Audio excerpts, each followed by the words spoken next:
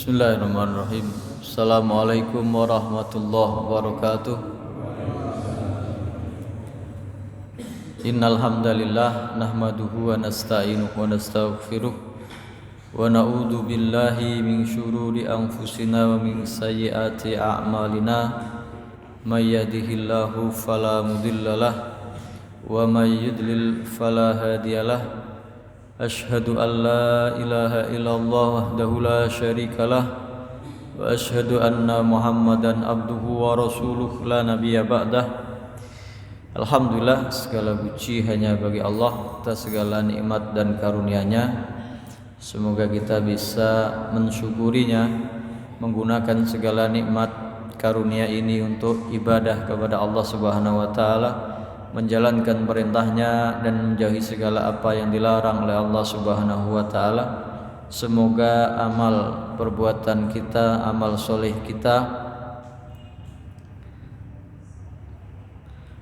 semoga amal perbuatan kita yang selesai kita laksanakan ini diterima di sisi Allah Subhanahu wa taala, menjadi pembela kita kelak di hari kiamat. Amin ya rabbal alamin.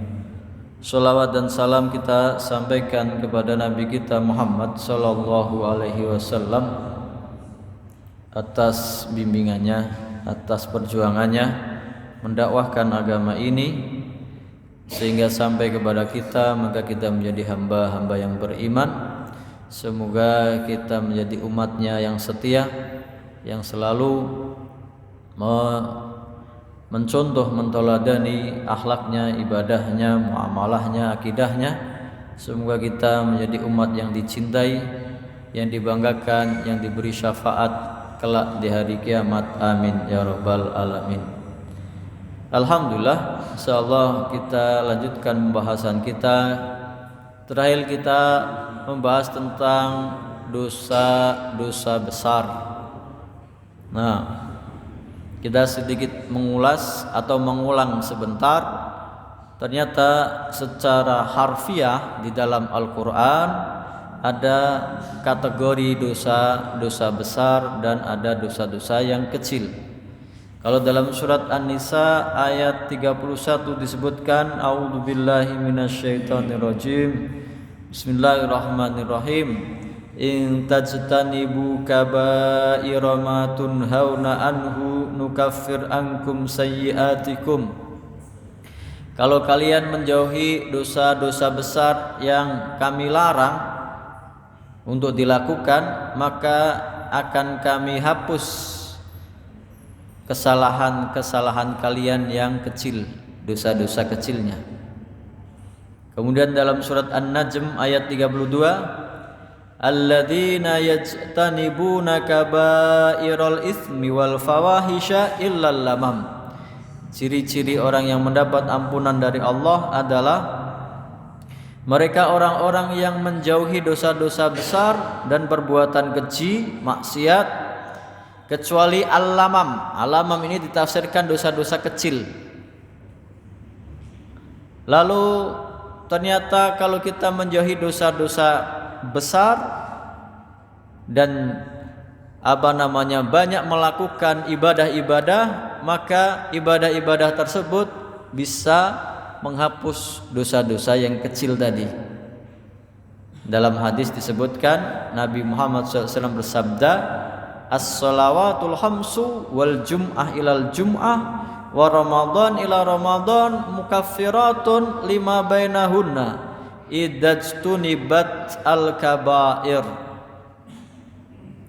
Salat kita yang 5 waktu, salat Jumat ke salat Jumat berikutnya, puasa Ramadan dari tahun yang lalu ke tahun yang akan datang, mukaffiratun lima bainahunna, menghapus dosa-dosa yang kita lakukan di antara keduanya, di antara salat kita 5 waktu, di antara salat Jumat kita ke Jumat berikutnya, di antara puasa Ramadan kita yang lalu ke puasa Ramadan kita yang akan datang.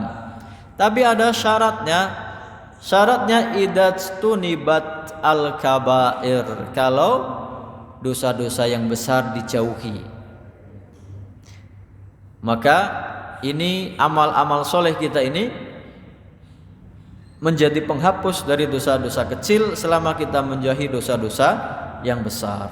Nah, kemudian ada hadis-hadis, kemarin kita bacakan hadis tentang dosa-dosa besar.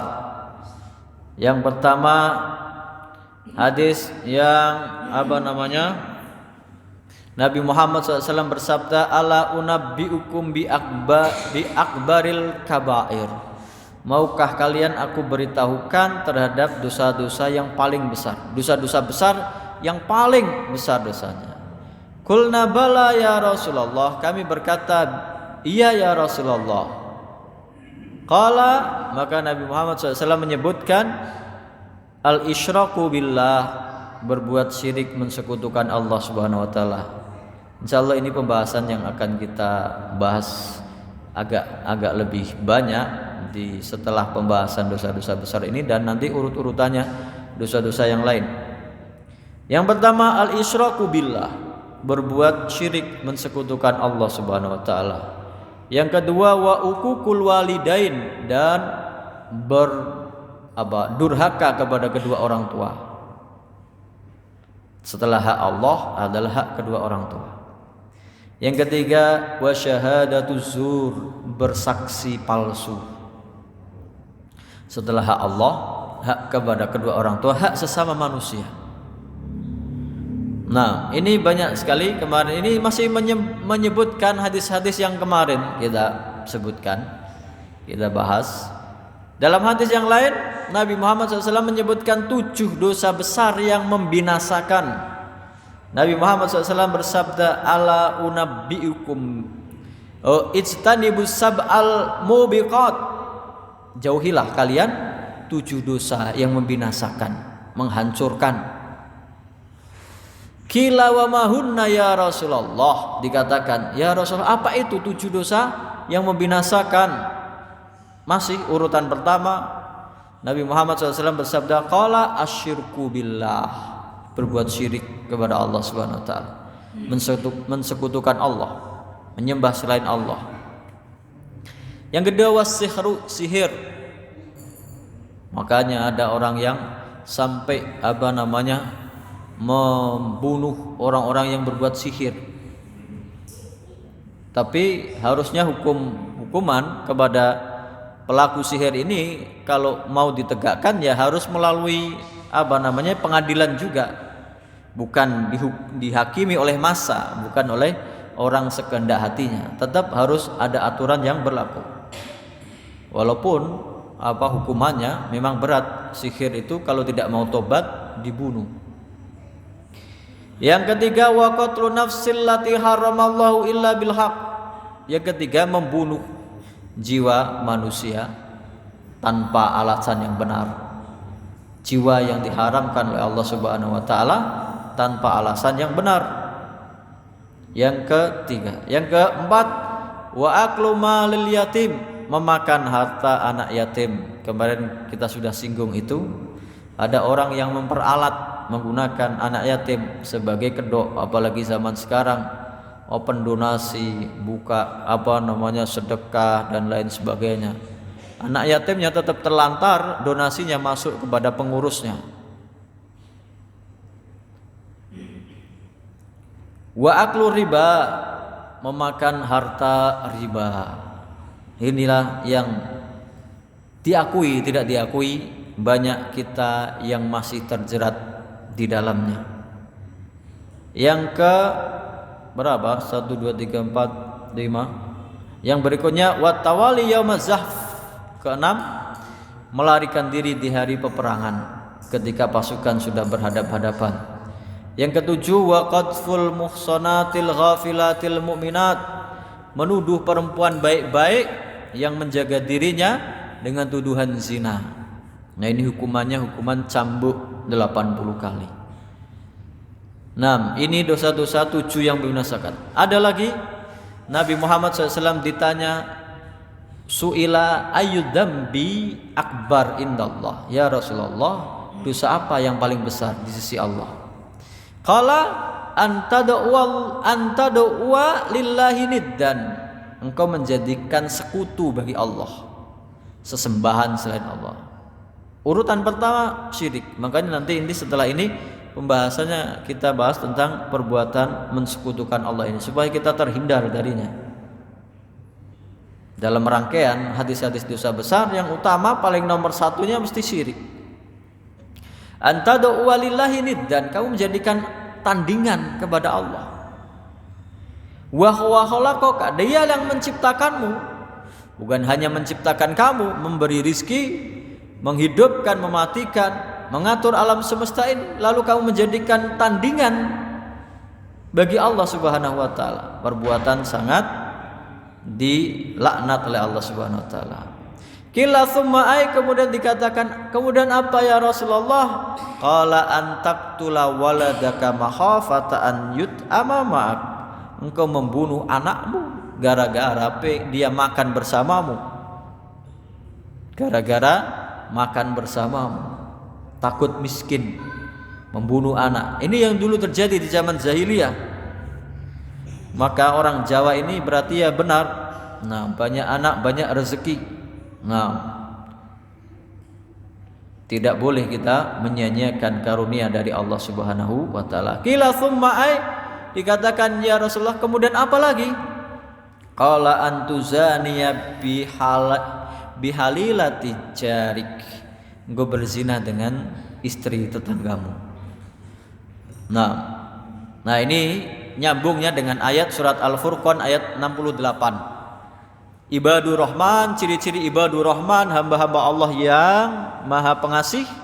Salah satu cirinya walladzina la yad'una ma'allahi ilahan akhar, yaitu orang-orang yang tidak menyeru menyembah kepada selain Allah. Yang kedua, wala yaqtulunan nafsallati harramallahu illa bil haqq, dan tidak membunuh jiwa yang diharamkan oleh Allah kecuali dengan alasan yang benar. Yang ketiganya wala yaznun, tidak berbuat zina. Surat Al-Furqan ayat 68. Berarti hadis tadi dirangkum dalam satu ayat surat Al-Furqan ayat 68. Nah, kemudian kita akan urutkan, kemarin kita belum sempat merinci bagaimana pendapat para ulama, para sahabat dosa-dosa besar itu. Ada yang mengatakan, Abdullah bin Mas'ud mengatakan ada 4 dosa besar itu. Padahal tadi ada hadis itu ada 7. Atau mungkin dia mengacu kepada hadis yang pertama. Abdullah bin Umar mengatakan hiya sab'un. Abdullah bin Umar mengatakan itu 7. Ya, berdasarkan hadis 7. As-sab'a al-mubiqat, 7 dosa yang membinasakan. Abdullah bin Amr bin As hiya tis'ah, mengatakan 9. Nah, dan yang ulama yang lain mengatakan ada 11. Ulama yang lain ada mengatakan 70. Nah, Imam Adz-Dzahabi dalam kitab yang terkenal Al-Kabair, di situ disebutkan 70 lebih dosa-dosa besar. 70. Nah, dari seluruh dosa-dosa besar ini para ulama membaginya. 4 dosa itu dari hati sumbernya, pelakunya, yaitu apa tadi? Asyirku, berbuat syirik, meyakini sesuatu itu lebih agung, lebih suci, lebih mulia, lebih ditaati selain Allah Subhanahu wa taala. Syirik sumber dari hatinya. Yang kedua, al-israr alal maksiyah.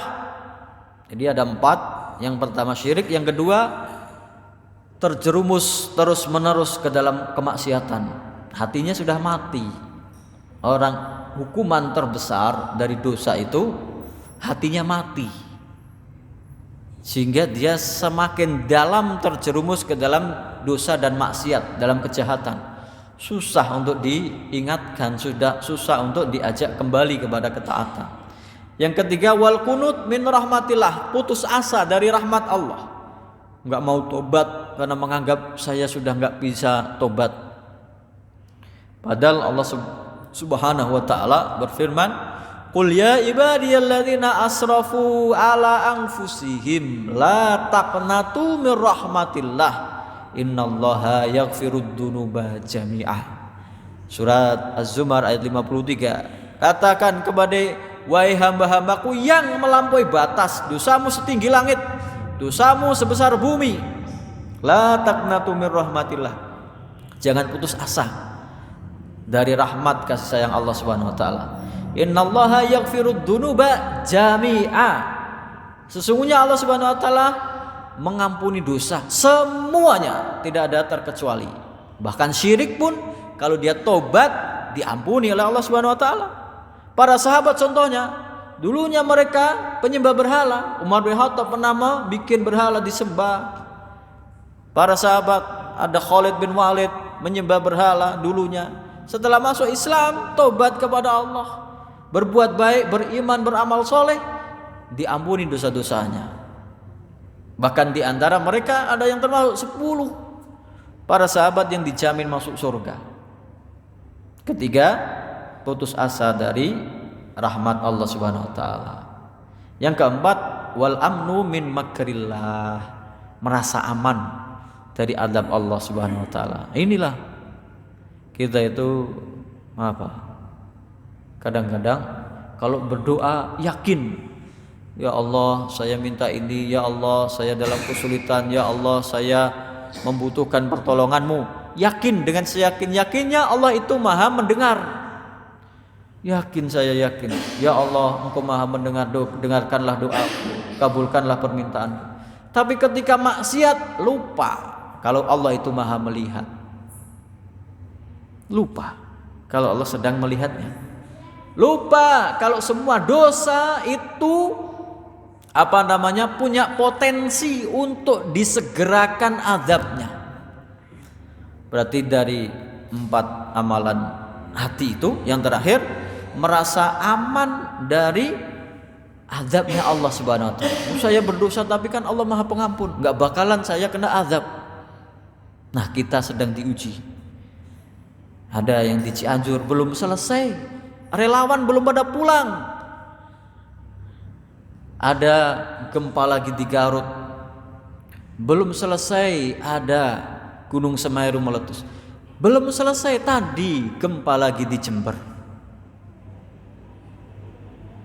Jadi semua dosa punya potensi, peluang untuk disegerakan azabnya di dunia. Walaupun kelak azabnya di akhirat juga pasti ada. Pasti ada. Nah, salah satunya, ini kemarin saya sebutkan atau tidak ini. Nah, kemarin entah saya sebutkan atau tidak, yaitu yang kita alami sekarang. Ini kan kita di bulan Desember dan kebanyakan kalau kita lihat kemarin dulu tsunami di Banten itu ketika orang lagi pesta konser tahun baru juga. Aceh 26 Desember. Nah, kita tidak merasa suci, tidak boleh merasa suci. Ini tadi tidak boleh merasa aman dari azabnya Allah Subhanahu wa taala. Bukannya kita merasa suci, bukannya kita merasa tidak berdosa. Justru mungkin kita yang banyak dosanya. Tapi mungkin Allah masih sayang sama kita. Di dalam surat Maryam, takadus samawati yatafattarna minhu wa tanshaqqul ardu wa takhirul jibalu hadda. Hampir-hampir langit itu pecah dan bumi terbelah dan gunung hancur berkeping-keping. Kenapa? Anda'au lirrahmani walada. Karena mereka mengaku Tuhan punya anak. Maka jangan ikut-ikutan perayaan yang mengandung unsur kesyirikan. Jangan pernah mengikuti perayaan yang mengandung unsur kesyirikan. Begitupun seperti itu pun masih banyak orang yang membelanya. Yang membelanya. Ini kan toleransi.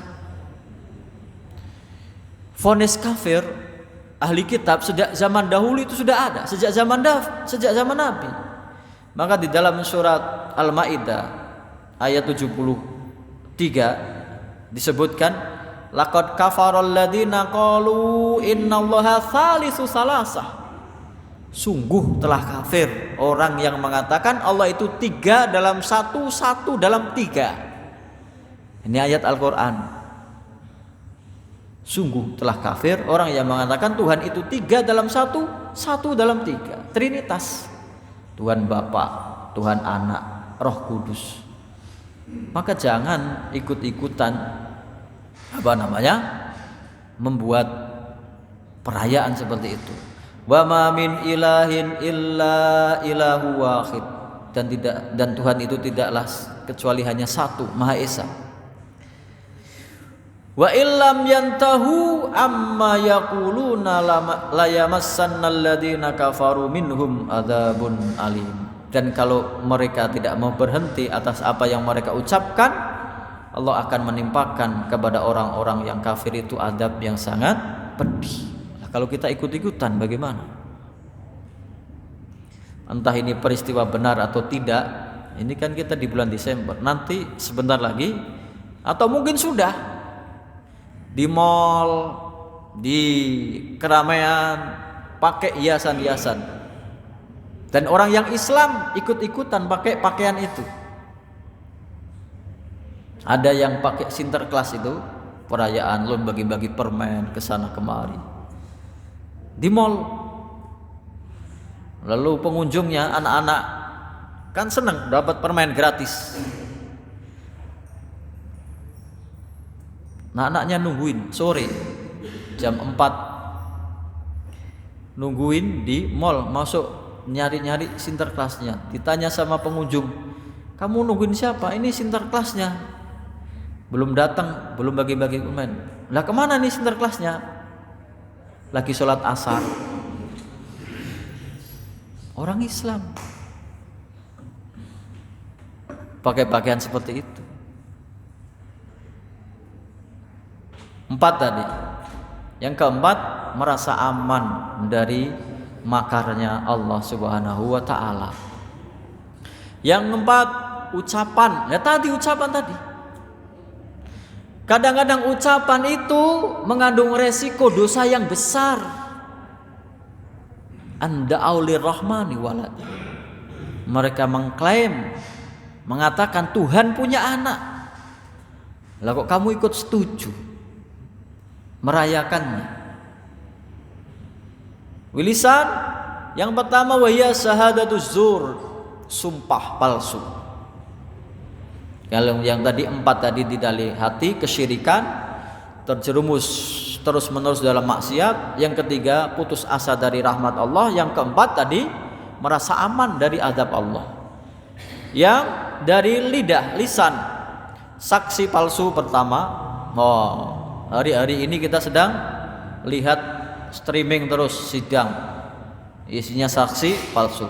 Wa qadful muhsanat, menuduh perempuan baik-baik berzina. Tadi hukumannya cambuk. Wal yamin al ghamus, kemarin kita berhenti di sini membahas al yamin al ghamus. Yamin al ghamus itu sumpah bohong. Kalau syahadatuz zur itu sumpah bersaksi di depan pengadilan. Kalau al yamin al ghamus itu tadi kemarin sudah saya sampaikan, dia sengaja bersumpah, berjanji, tapi dari awal dia sudah berniat untuk mengingkarinya. Nah itu kemarin saya contohkan orang-orang yang kampanye. Saya kalau kepilih ini mau saya begini, saya bikin ini, saya kasih ini, saya gratiskan ini. Tapi dia tahu dari awal itu bohong. Yamin al-ghamus. Maka para ulama ada yang mengatakan nggak ada tobatnya, karena dari awal dia niatnya untuk membohongi. Sumpah dengan nama Allah, kayak iblis sumpah dengan nama Allah, tapi dari awal tujuannya berbohong untuk diingkari. Tapi tadi kena ayat yang tadi, innallaha yaghfirud dzunuba jami'a. Sebagian ulama mengatakan ya tetap ada tobatnya, karena Allah mengampuni semua dosa. Yamin al-ghamus. Yang keempat tadi sihir. Sihir itu kan mantra-mantra. membuat mantra-mantra yang mengundang kerjasama dengan iblis, dengan jin, dengan setan. Dosa besar. Itu tadi 4 di dalam hati, 4 dari lisan, yaitu sumpah palsu, menuduh perempuan baik-baik berzina, yamin al-ghamus, sumpah yang membinasakan, kemudian sihir, kemudian 3 dari dalam, sumbernya dari perut, yaitu surbul khamri wa aklu malil yatim wa aklu riba, minum khamr, kemudian memakan harta anak yatim. Kemarin saya jelaskan ada orang-orang yang mengakali, mengurangi, mengambil jatahnya anak yatim. Yang ketiga aklu riba, sumbernya perut. Nah, yang dua ini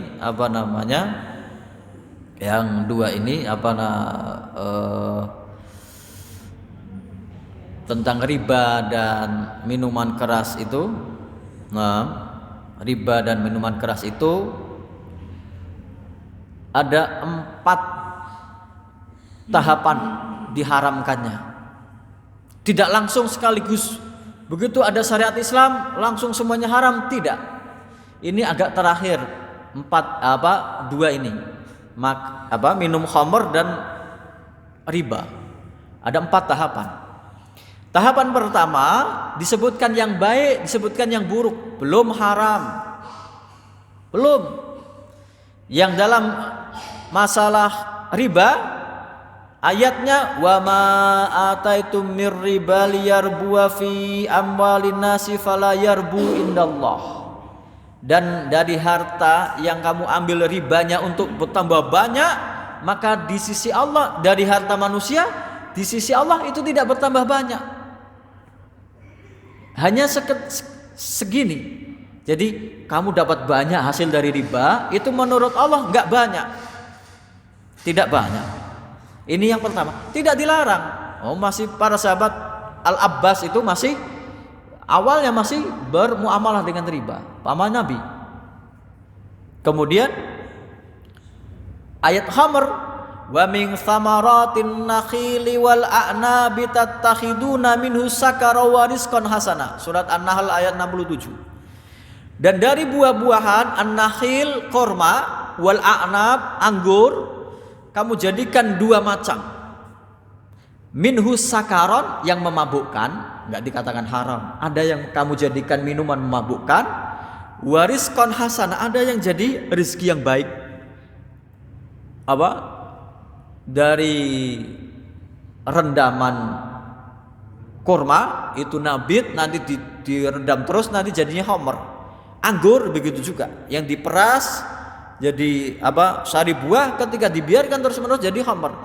Tapi ada yang langsung dimakan, dijadikan kismis, dijadikan kurma yang buah, itu rizqan hasanah. Ini rizqan hasanah, ini khamr yang memabukkan. Berarti ada 2. Tapi tidak dikatakan haram, masih boleh kedua-duanya. Tahapan pertama. Tahapan kedua yaitu dikatakan keburukan. Kalau riba itu orang Yahudi dulu dilarang memakan riba, tapi mereka memakannya, itu buruk, tapi tidak diharamkan. Wa ahdihimur riba wa qad nuhu anhu, surat An-Nisa ayat 161. Orang-orang Yahudi itu memakan riba padahal sudah dilarang. Berarti dulu pernah ada umat zaman dahulu yang dilarang makan riba, tapi mereka melanggarnya, dan Islam belum melarang. Khamr, yas'alunaka anil khamri wal maisir, mereka bertanya kepadamu tentang khamr dan judi, minuman keras dan judi. Qul fihima ismun kabiru wa manafi'u linnas wa ismuhuma akbaru min naf'ihima. Katakanlah wahai Muhammad, dosanya di keduanya khamr dan judi, ada dosanya yang besar dan ada manfaatnya. Tapi mudaratnya, dosanya lebih besar dari manfaatnya. Manfaatnya ada. Khamar itu kamu bati, kamu beruntung, dagangkan jualanmu laris, kamu dapat uang. Manfaatnya. Tapi mudaratnya banyak. Begitu juga riba, kamu dapat hasil banyak, tapi mudaratnya juga menyengsarakan orang lain. Tapi belum diharamkan. Ini baru tahap kedua. Jelaskan yang ini buruk, ada buruknya dan buruknya lebih banyak, tapi ada manfaatnya tapi manfaatnya sedikit. Belum diharamkan. Tahapan ketiga, nah kadang-kadang orang berhenti di sini. Kadang-kadang orang yang mengatakan riba itu halal, yang mengatakan khamr itu boleh, di sini. Tahapan ketiga. Tahapan ketiga, kalau dalam masalah riba, surat Ali Imran ayat 130. Ya ayyuhalladzina amanu la ta'kulur riba ad'afam mudha'afah wattaqullaha la'allakum tuflihun. Wahai orang-orang yang beriman, jangan kamu makan riba berlipat ganda. Berarti kalau ribanya sedikit boleh. Tahapan ketiga, dilarang tapi yang banyak, sampai berlipat ganda, 2 kali lipat bayarnya. Nggak boleh. Kalau cuma 10%, 5% boleh. Tahapan ketiga. Begitu juga khamar. Ya ayyuhalladzina amanu la taqrabus sholata wa antum sukara hatta ta'lamu ma taqulun. Surat An-Nisa ayat 43. Wahai orang-orang yang beriman, janganlah kamu mendekati sholat dalam keadaan mabuk sampai kamu sadar apa yang kamu ucapkan, kamu tahu bacaanmu. Ini asbabun nuzulnya ada sahabat mabuk ngimami. Ayatnya kebolak-balik, ayat azab dibaca ayat rahmat. Berarti tahapan ketiga, mabuk boleh tapi jangan di waktu sholat. Nah ini antara maghrib sampai isya. Berarti habis isya mabuk, karena besok bangunnya subuh sudah hilang. Masih boleh. Jangan berhenti. Tapi ada tahapan keempat. Nah ini totalitas. Tahapan keempatnya itu kalau dalam surat Al-Baqarah tentang riba ini komplit itu, dari 275 sampai 278, satu lembar itu ada 5 ayat. Berarti 1 sampai 280 totalitas pengharaman riba. Dari ayat 100 kita ambil 278 saja. Ya ayyuhalladzina amanu taqullaha wa dharu ma baqiya minar riba in kuntum mu'minin. Wahai orang-orang yang beriman, bertakwalah kalian kepada Allah, tinggalkan riba. Totalitas, tidak sekecil pun tidak. Kalau yang tadi tahapan ketiga, kalau sedikit boleh, yang tidak boleh berlipat ganda. Kalau ayat ini totalitas, sedikit pun jangan. Wadharu ma baqiya minar riba, tinggalkan yang tersisa dari riba. Boleh kamu mengambil, kamu ngutangi 5.000 ya ambil 5.000, ribanya tinggalkan. In kuntum mu'min, kalau kamu mau dikatakan sebagai orang yang beriman. Nah, yang keempat tentang khamar, surat Al-Maidah ayat 90. Ya ayyuhalladzina amanu innamal khamru wal maisiru wal ansabu wal azlamu ridsun min amali syaitan fajtanibuhu la'allakum tuflihun.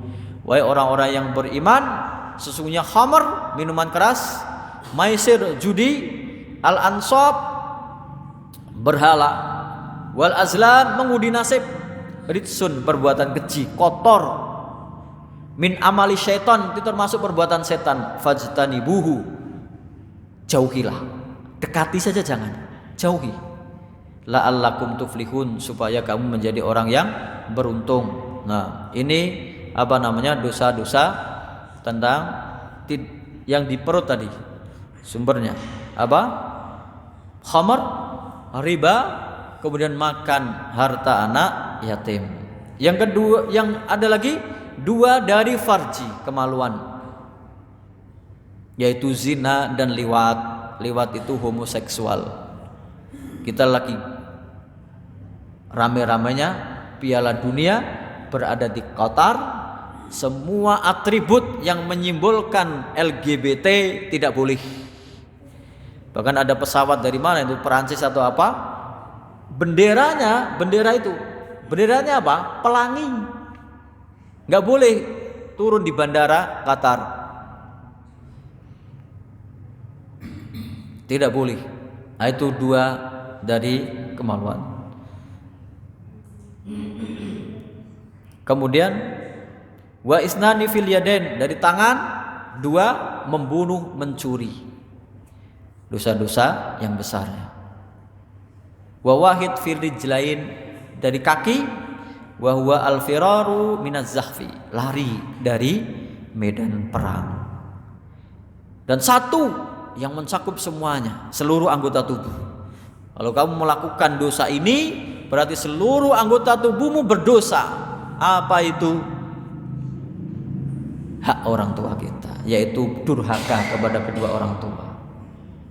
Dia yang menyusuimu, dia yang mengasuhmu, dia yang mendidikmu, dia yang mengajarimu bicara, mengajarimu berjalan, memberikan nafkahnya kepadamu. Kamu durhaka kepadanya, seluruh anggota tubuhmu berdosa.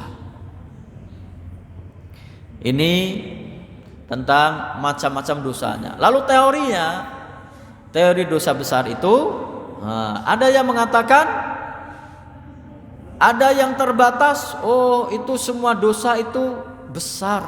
Kenapa? Karena yang dimaksiati itu larangan Allah. Allah itu maha besar. Jangan kamu lihat kecilnya dosa itu, tapi kepada siapa kamu bermaksiat. Karena kamu bermaksiat kepada Allah yang maha besar, maka semuanya besar. Tapi ada yang mengatakan ada pembagian dosa besar. Ada yang membagi semua yang dilarang oleh Allah itu dosa besar, tapi yang dilarang berdasarkan hadis Rasulullah berarti kecil. Ini teori. Ada yang mengatakan dosa besar itu dosa yang ada ancaman azab di akhirat, kemudian ada ancaman hukuman di dunia, kemudian dilaknat oleh Allah, dimurkai oleh Allah. Itu termasuk dosa besar.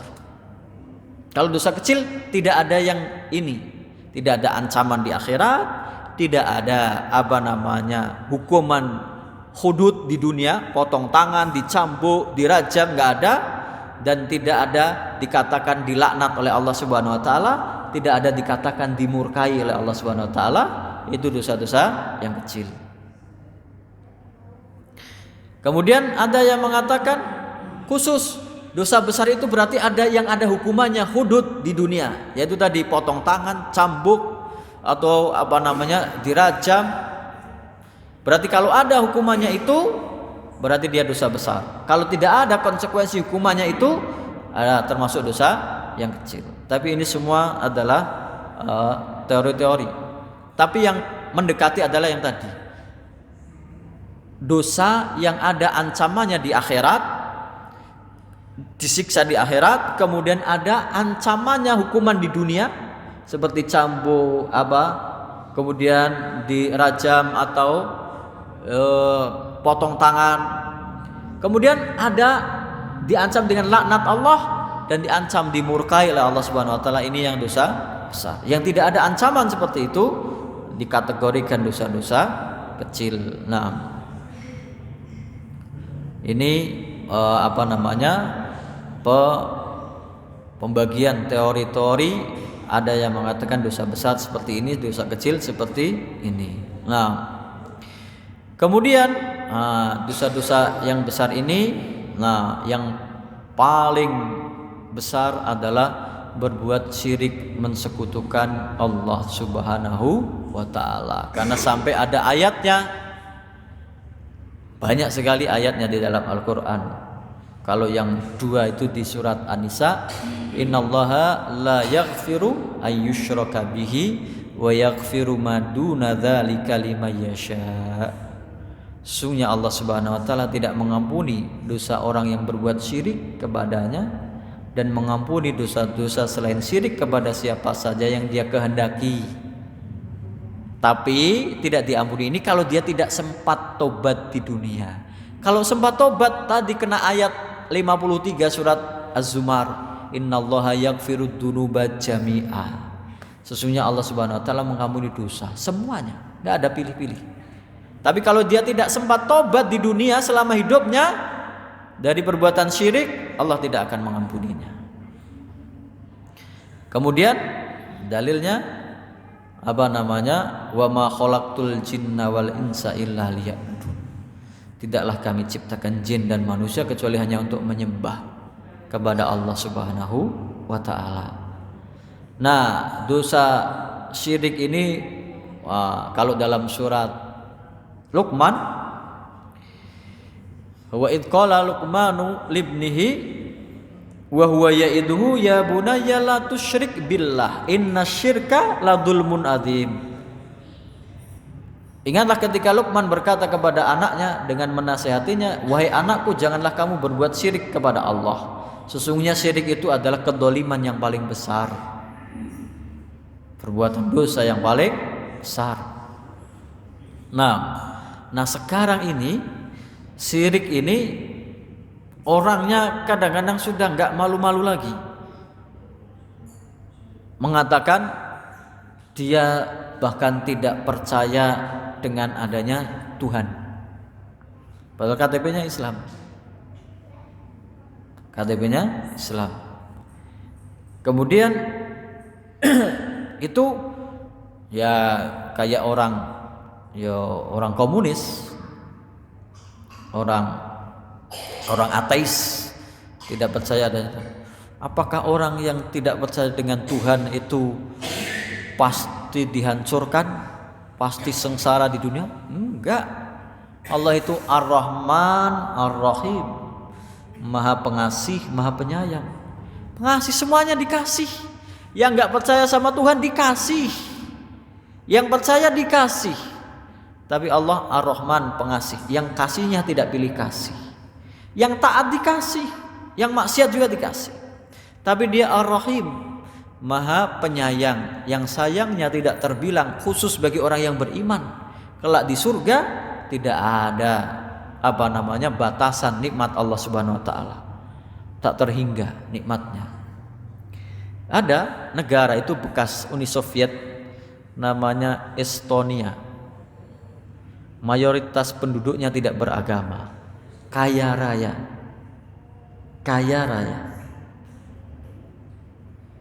Semua dikasih oleh Allah Subhanahu wa taala. Ada negara lagi, mana itu selain Estonia, yang perdana menterinya saja Eropa. Sama kayaknya bekas Uni Soviet juga. Perdana menterinya itu termasuk yang gay. Terang-terangan. Dan menjadi negara kaya raya. Secara materi adil makmur. Tapi dilaknat oleh Allah Subhanahu wa taala. Perbuatan-perbuatan syirik ini. Sesungguhnya Allah Subhanahu wa taala tidak mengampuni dosa syirik. Ini ta'til, mengingkari Tuhan. Ya, dan yang banyak adalah syirik dalam masalah ibadah. Mengaku Tuhannya Allah Subhanahu wa taala tetapi menyembahnya kepada selain Allah Subhanahu wa taala. Atau menyembah Allah tapi juga menyembah yang lain. Minta kepada Allah tapi juga minta kepada yang lain. Banyak yang mempunyai keyakinan seperti tadi. Laqad kafaral ladzina qalu innallaha salisu salasa. Sungguh kafir orang yang mengatakan Tuhan itu 3 dalam 1, 1 dalam 3. Menjadikan Tuhan ada sekutunya. Kemudian ada yang mengatakan ini kan macam-macam. Persepsi orang dengan Tuhan itu macam-macam. Kalau Tuhan itu dipersepsikan dengan persepsi manusia, ada banyak sekali variasinya. Ada yang Tuhan itu digambarkan manusia, kepalanya gajah, tangannya 10, megang tombak, megang pedang, megang senjata, megang apa. Karena dia Tuhan menurut persepsinya sendiri. Ada Tuhan menurut keyakinan yang lain. Tuhan ada Tuhan kegelapan, ada Tuhan terang benderang. Tuhan kegelapan inilah yang mengatur kejahatan, sumber kejahatan. Tuhan yang terang benderang inilah sumber kebaikan. Nah, ini keyakinan yang mensekutukan Allah dengan sesuatu apapun. Kemudian ada lagi yang menjadikan perantara kepada Allah Subhanahu wa taala. Oh, kita itu kalau menyembah Allah tidak bisa langsung. Kalau kita menghadap presiden saja kita harus ada pejabatnya, harus lewat menteri, harus lewat anak buahnya. Berarti kita tidak bisa menghadap Allah secara langsung. Ini anggapannya. Ini digambarkan dalam surat Az-Zumar di ayat ketiga. Ala lillahid dinul khalis. Agama yang murni ini milik Allah. Allah Maha Esa. Walladzina ittakhadhu min dunihi awliya'a ma na'buduhum illa liyuqarribuna ilallahi zulfa. Dan orang-orang yang menjadikan selain Allah sebagai pelindungnya, sebagai Tuhannya, mengatakan ma na'buduhum illa liyuqarribuna ilallahi zulfa. Kita menyembah mereka itu kan cuman mendekatkan supaya kita gampang menghadap Allah Subhanahu wa taala. Perantara alasannya, dan itu dikatakan kafir, berbuat syirik di dalam surat Az-Zumar ayat 3. Illa liyuqarribuna ilallahi zulfa. Innallaha yahkumu bainahum fima hum fihi yahtalifun. Sesungguhnya Allah Subhanahu wa taala akan menghukumi, memutuskan perkara mereka atas apa-apa yang mereka perselisihkan di dunia ini. Innallaha la yahdi man huwa kadzibun kafar. Sesungguhnya Allah Subhanahu wa taala tidak memberi petunjuk kepada orang yang berdusta dan ingkar. Semoga kita menjadi hamba-hamba Allah yang taat, yang ikhlas mentauhidkan ibadah hanya kepada Allah Subhanahu wa taala. Insyaallah pembahasan berikutnya berarti tentang dosa kesyirikan. Wallahu taala alam. Kita tutup dengan doa kafaratul majelis. Subhanallahumma wa bihamdika asyhadu an la ilaha illa anta astaghfiruka wa atubu ilaik. Assalamualaikum warahmatullahi wabarakatuh.